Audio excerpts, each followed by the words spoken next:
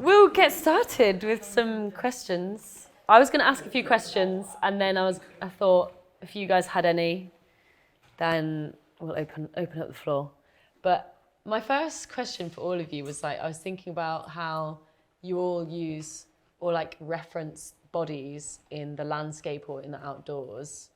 With your film, you've obviously got these, and also your costumes. So you have it seemed like a green screen motion sensor suit, but also folklore kind of reference, kind of monk-like. And then you have you with your skipping rope in this roundabout scenery. And then obviously, Courtney, you've just painted yourself, so you're kind of in the landscape, but not costumed at all. So I was thinking how do you approach that as a process? So would you start with the costume or the body or the script? I kind of think the analysing and the ideas almost come secondary to my creative process. So spending a lot of time doing a lot of reading and trying to gather my ideas together, then all kind of combusts into then this one kind of visual idea, which can have lots of different strands. And then things to do with costumes and the body kind of comes second to me. So it's kind of gathering the ideas first and then having one entire vision for a whole film. So the film that I showed earlier was a 10-minute excerpt.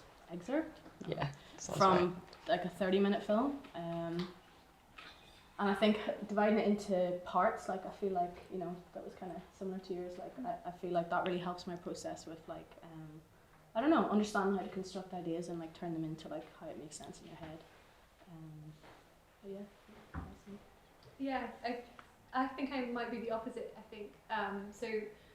When I was choosing the kind of costume, I suppose, for this film in particular, I've been working on this storyline for about 2 years, and it just happened that there's this kind of point in the story that the cyborg had kind of gained sentience in the classic sci-fi way, and I wanted to represent that through her embracing her machine rather than her person. So I thought, okay, let's do full silver body paint as a kind of blank canvas, but also just as a kind of, I guess it references, a lot of sci-fi films, but it mostly was a reference to Judy Chicago's Immolation. She had a green painted body paint with a woman who was sat holding a flare.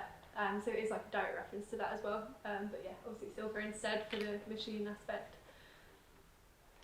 Yeah, with the high-vis kind of skipping rope, I kind of just first came into my head that I wanted to make a high-vis skipping rope. So I really that fabric, you see people on jackets or delivery people wear them. So I just thought, it'd be really cool to make high-vis skipping rope. And then thought about how am I going to, photograph this. And it's actually my sister skipping. And I just did some photography, just flash.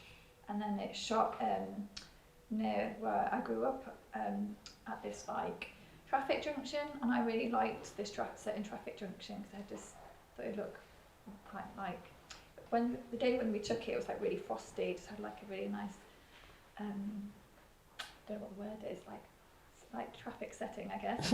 Yeah.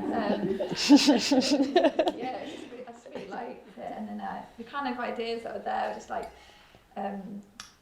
how maybe we when we're younger we kind of play on the street with skipping, and then just think about night time, and yeah, just seeing what I can get with that and just try and create that animation, but with just the flash photography.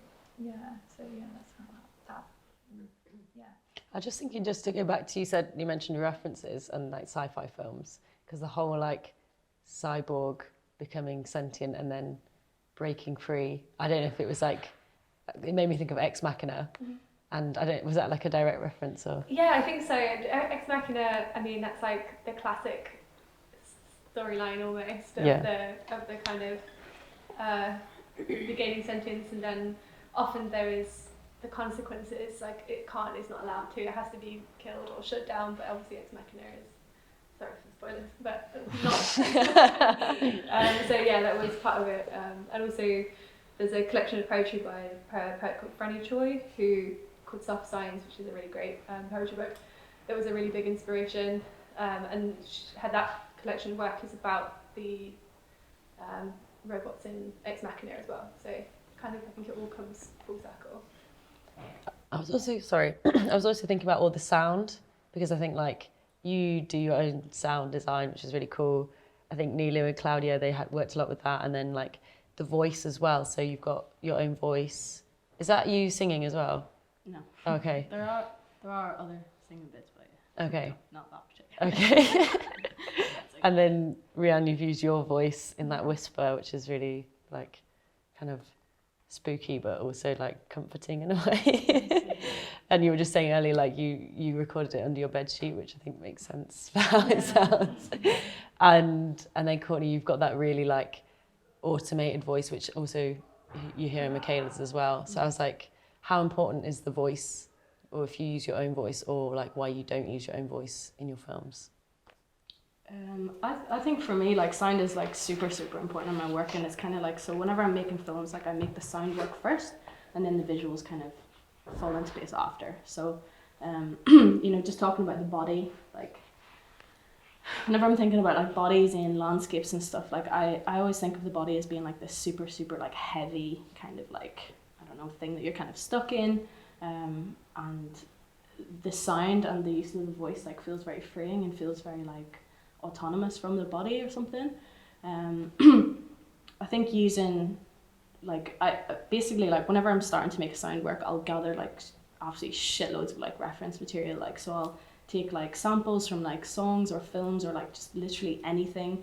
I use a lot of like online like archives with like millions of random like kind of user-based community like free sounds to download, and then use like my own voice like a lot. And I think having that kind of texture of like different voices and stuff, like it kind of brings it together in like a way that creates this, I don't know, universality of like this aloneness or like this heaviness of like existence. And like even when we're talking about the costume, like so like my costume is like it's this mushroom burial suit. So I don't know if anyone's like heard of what they are before. There's basically like you get buried in a suit that's covered with like fungi and mushrooms, and you like basically decompose back into the earth without releasing any toxins into the environment.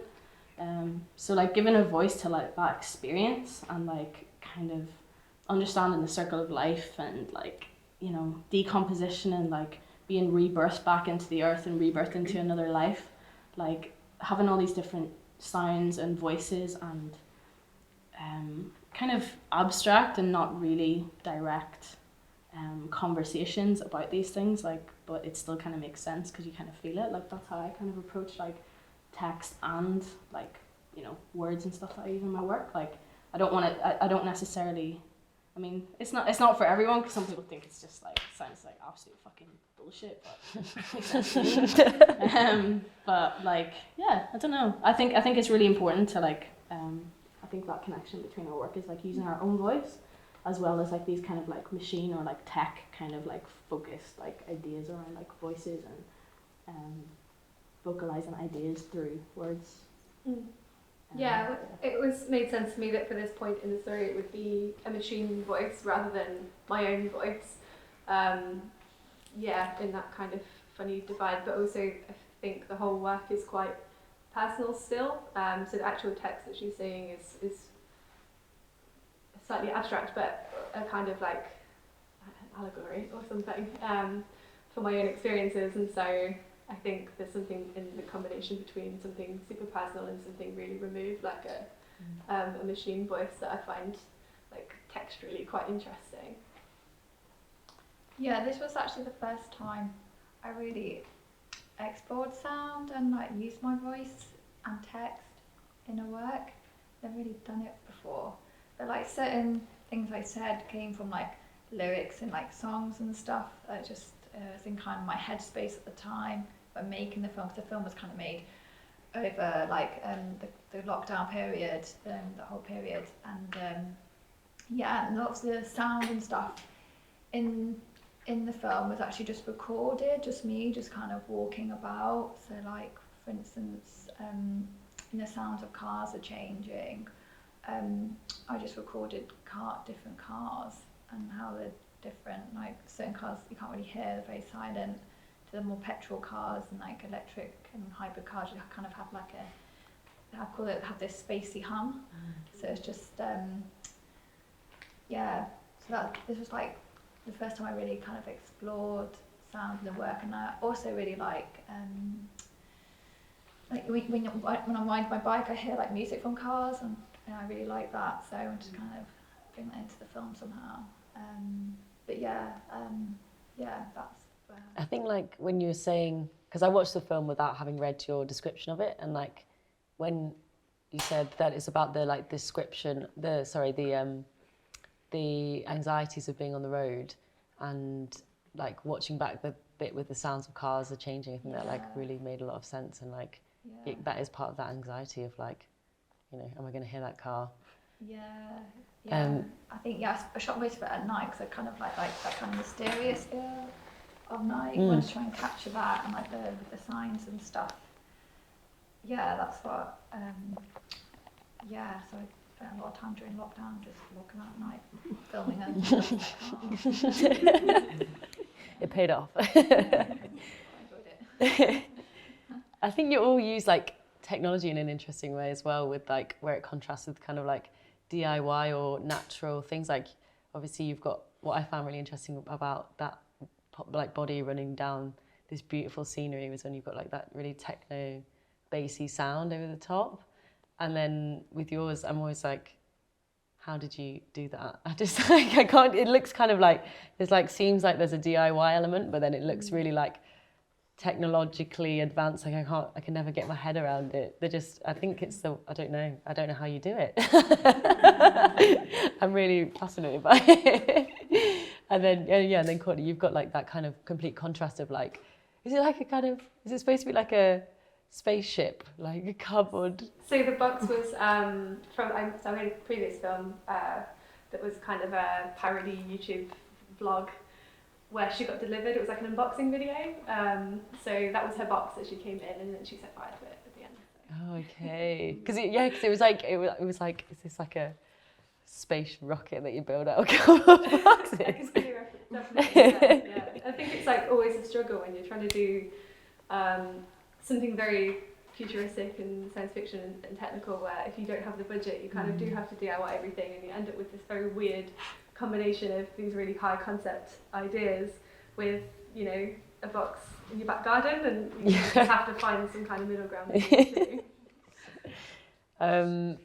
Another thing I thought I wanted to ask you all about, and then I think I'll open it up, but I was interested how you all, and also a lot of the other films, use like a really strong text as like a focal point within your videos, like not just as like a, you had like the part 1, part 2, but then you had like the text was like a strong part of the actual image. And I just wanted to ask you about like how you all went about using that, like what that means to you in your videos.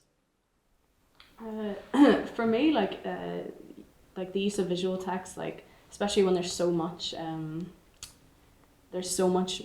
text and writing, like it wasn't really shown in that, but there was a lot more writing in my thing, and like for me, I kind of use it as like a signifier or a tool to like kind of highlight certain points and like almost to like keep people like in the room.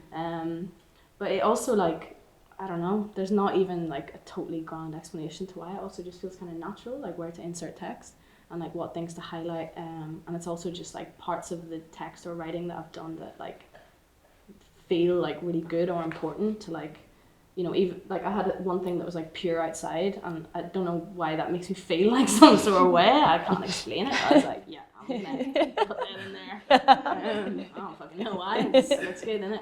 But that's also okay. But yeah, I think like when you use text so heavily and you do a lot of writing, and like writing's such a big part of your practice, like I know like it's probably a lot. Like I'm just getting to know your work, but I know writing is part of your practice as well. Like research and writing and reading and everything. And when you kind of like absorb so much information and so much stuff, I just let my brain cherry pick like the things that stand out to me, because like, you know, when you go to art school or whatever and you have to read all this like critical theory and stuff, and it's so mind-boggling, and so like, you know, and if you don't come from a background like that, or you know, you haven't been exposed to that stuff until you actually go to these like institutions, and you're kind of like, what the fuck is this?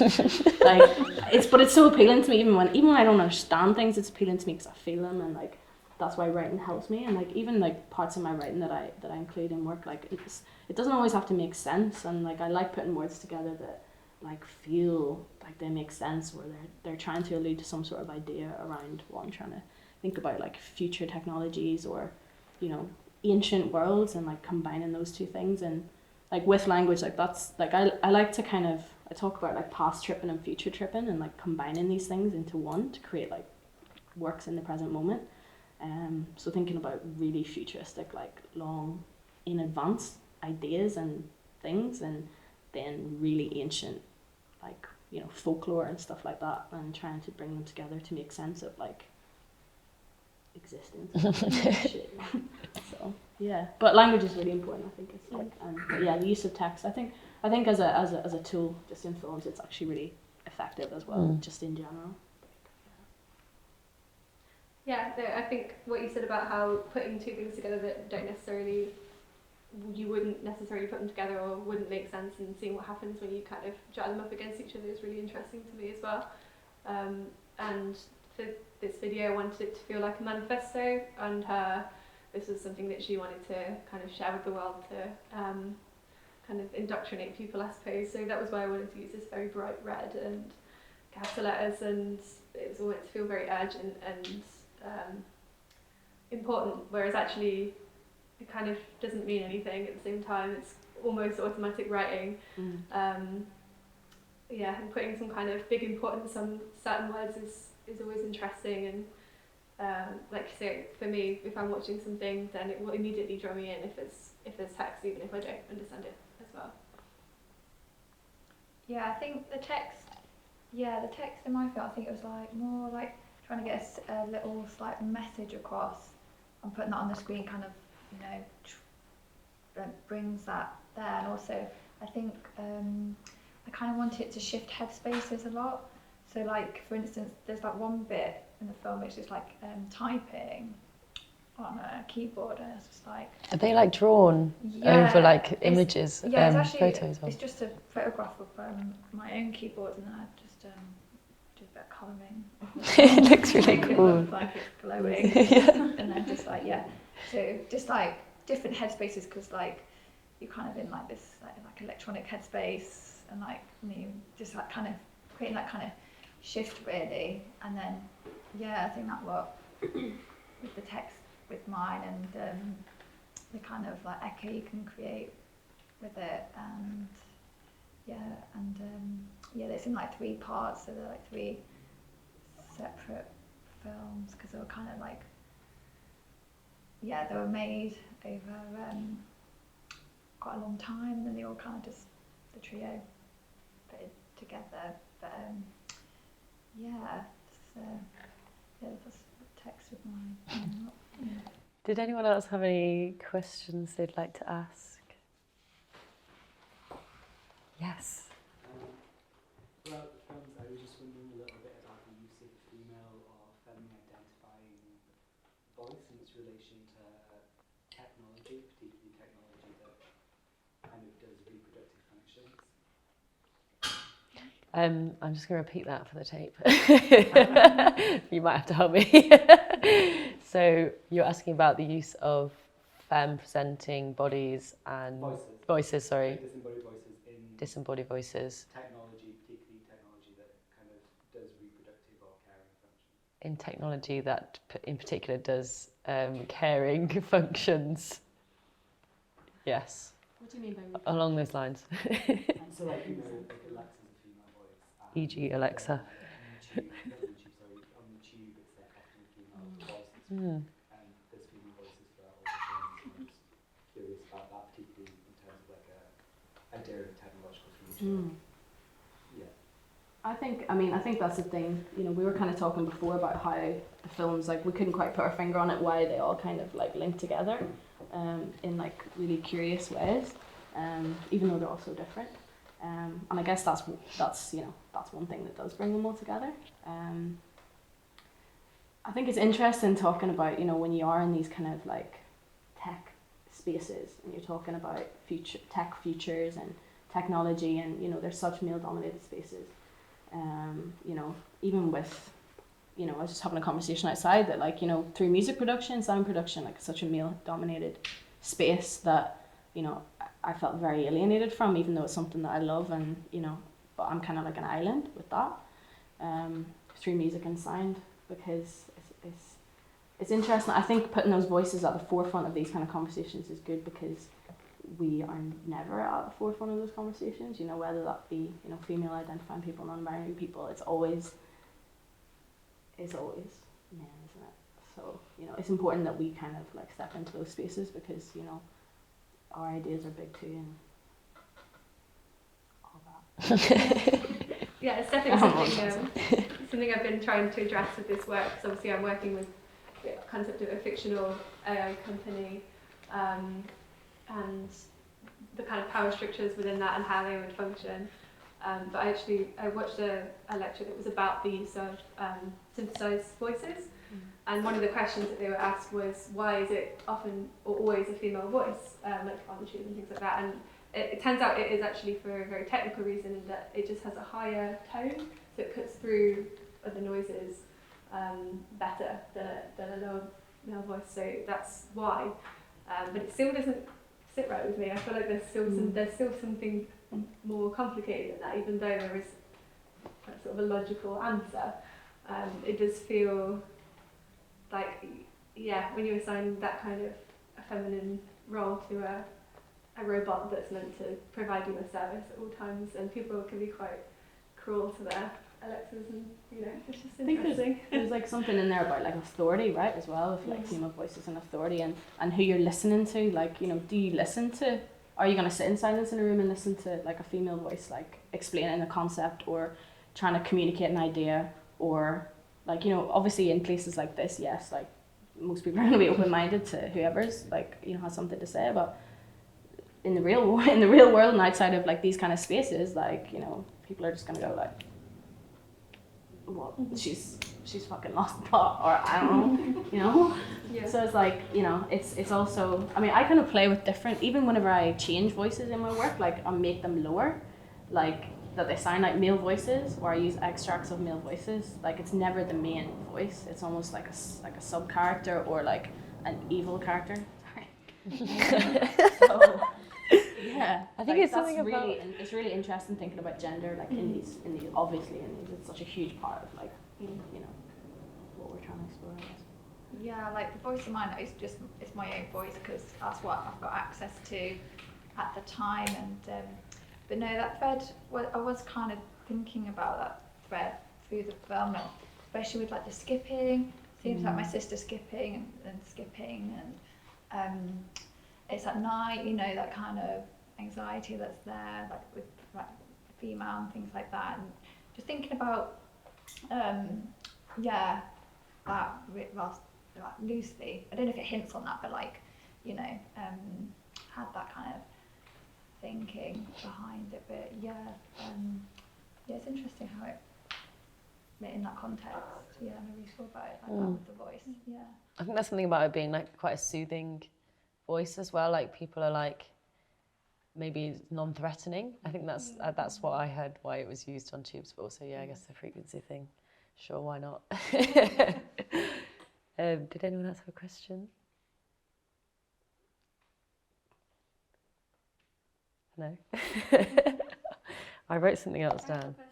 Oh yeah, please.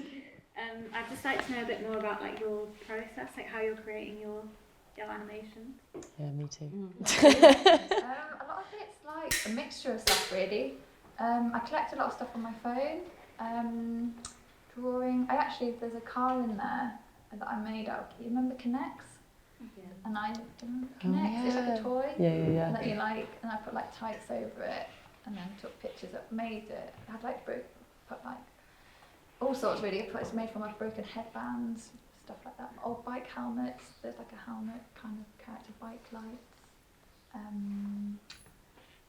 what else is there? Colouring, animation, and then I use After Effects and Cinema 4D, so it's a mixture of all that stuff. And I use stop motion because you can create quite a high-vis effect.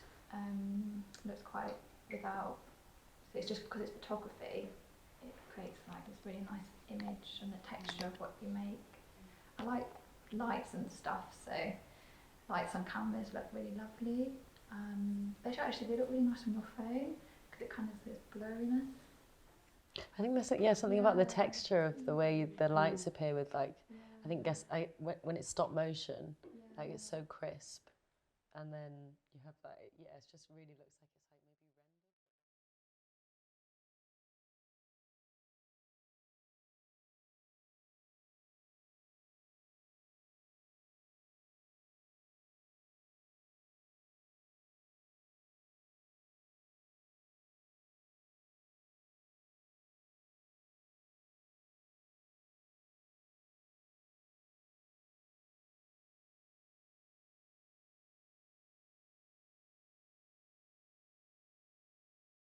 Fireworks in there that I've just it's just from like collections.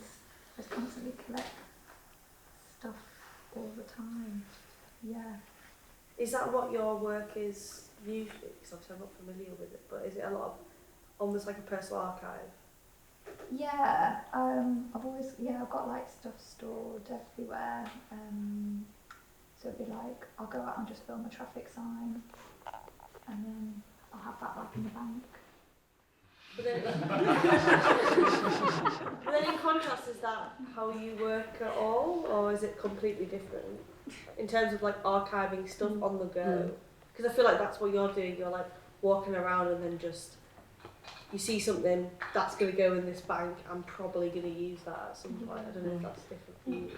Yeah, it's the same for me. Like, I think when you work in film, and that's how you kind of like, your mind kind of works when you think about creating work, like, you just naturally do collect all these things. Like, this is the first kind of thing that I've done where it's been more like of like a narrative and like kind of filmed in that way. Like, a lot of my work before has been like random collections of like just like random stuff that like, you know, you just stumble upon, and it's amazing, like whenever you start to collect all these things over the years, like, and sit down to go through them and start to think about them as like, you know, a work or an idea for a work, like it's amazing how these things can start to make sense with each other, because your brain's collecting things and choosing things for a reason, like even if you don't know why. Like if you see something on the street or whatever, and you're like, oh, that's sick, like, you know, and you might forget about it. I put everything into a Google Drive and it's just like, it's there as like, and you know, you might not ever go back to it or use it, but yeah, it's like a really good way, like if like filmmaking is something that you want to get into or think about, I think it's a really great place to start. It's almost like making like playlists. Yeah, I was literally. going to say, like, it makes me think of people, the way Instagram has transformed into like each Instagram profile now. For some people, it's like its own. It's like a visual collage, you know. It's like piecing all these things I together. don't know if you use it in that way or if you. What, Instagram or? Yeah, because I mean, or if you look at social media that way, or you just kind of, in terms of like collecting stuff and showcasing, or you I just love keep TikTok. it for your. I'm just doom scrolling TikTok. But then when you keep stuff, is it like definitely like private stuff? Do you know what the thing with like, it's really interesting because obviously we're talking about social media and stuff a lot. Like I think like as artists in general, this is kind of a general point, but like there is like, I always felt there was a lot of pressure to like perfectly curate like, you know, your Instagram and have all this like, have this perfect and constant like kind of like, you know, production of work and like what you're up to, and like, yeah, I just don't think it's that deep. Like just post what you want and also like consume what you want as much as you want, and like, I don't know, like obviously I feel like there's, okay, I'm being blasé about it, but yeah, that's interesting. I mean, I think Instagram can work different for everybody. Like I don't post very often, but I also think it's sick when artists like, they have like it's almost like their Instagram is like an archive of like their work or ideas or just images or pictures or random stuff. I'm too lazy to do that, but how do you guys approach Instagram? I think with this project specifically, I've used social media for like lying purposes and like pretending to be characters from this story. So I made kind of like profiles for the company, profiles for the like employees, who is just me in a wig. So I'm currently working on a performance from the perspective of the CEO of the company, and basically using Instagram in a kind of, I guess, in a performance way. And you know, just thinking about what would a CEO post on Instagram? I don't know, just make it up as going on, basically.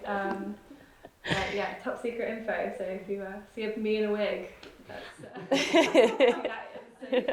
rather than kind of curating it as a gallery, I consider it more as something for fun, I suppose. I feel like even with my own kind of personal or I think the boundary between when you're an artist or anybody who's sharing things is weird. And are you yourself? Are you like? Is it a personal account? Is it a like art account? Is it a whatever? And there seems to be this very funny boundary that I don't understand, and I don't think other people understand, between how much you let people see and how much they think they know, which I think is always interesting when you're navigating that minefield. I think with my Instagram, sometimes I show like little quick snippets of my work, because I make stuff as I go. So like I'll make an animation, and I'll be like, oh, that bit of animation is done. I'm not sure what I'm doing with it yet, and that just goes away. But I just put it on Instagram because animation takes so long. It's usually very quick. So obviously it can go on Instagram quite easily. It'd be like 5 seconds, 10 seconds, because that's It's taking you 2 days. and it's taking me like. Yeah, mum. Does that make you feel bad though, in a way, like when you put something and it's so instant and so contained, and then no one knows how long it's taken? Yeah. We all feel like that when you put something that's like this artwork on Instagram. 2 likes. And no one knows what's gone into it, and I don't know, I guess we shouldn't care. I think it's just part of it. Yeah. Like, kind of How do you feel with the animation that's taken so long? I don't mind too much. It's like, it's what it is. Yeah. It's quite fun to do. It's a good way to be. Yeah, it's okay, but it kind of works Instagram because everything's like so, quick. But that film was actually one of the longest films I've done. They're usually only like 2 minutes, 3 minutes. So yeah, no, it works okay, and if I feel like it looks quite nice and people might enjoy it. Stick it on. Did anyone else have any other questions? Well, what time are we on? We are over by 35 minutes, so if anyone has any burning questions, if not, thank you all so much for coming. Thanks for your amazing films. Thank you so much. And it's been a treat chatting with you. I have loads more questions, but if you want to go get a in the pub. Thank you very much, everybody.